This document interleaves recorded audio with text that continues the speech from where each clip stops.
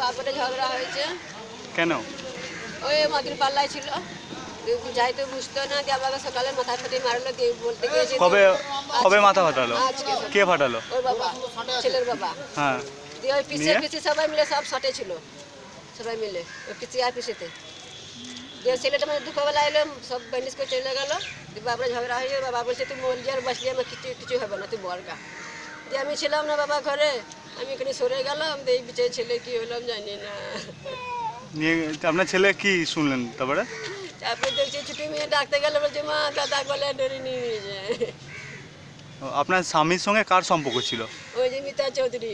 মিতা চৌধুরী কোথায় বাড়ি? এই পাশেই আছে। আপনাদের পাশে? কতদিন ধরে সম্পর্ক রয়েছে? এই মোটামুটি 2 বছর থেকে। 2 বছর? হ্যাঁ,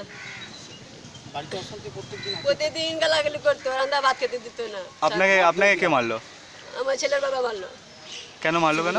ওই ঝগড়া করতো, মদ খেয়ে মাল খেয়ে মালা গালাগালি করতো। আপনি ওই অবৈধ সম্পর্ক মেনে নেন প্রতিবাদ করেছিলেন, তার জন্য মেরেছিলেন? হ্যাঁ হ্যাঁ। আর আপনার ছেলে তাহলে কিসের জন্য গলা দিয়ে নিল? ওই আগে নিয়ে নিয়েছে, রাগ ছিল। বাবার অবৈধ সম্পর্ক মেনে নিতে পারেনি তার জন্য? হ্যাঁ।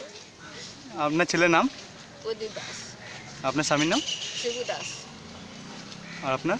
মালা দাস।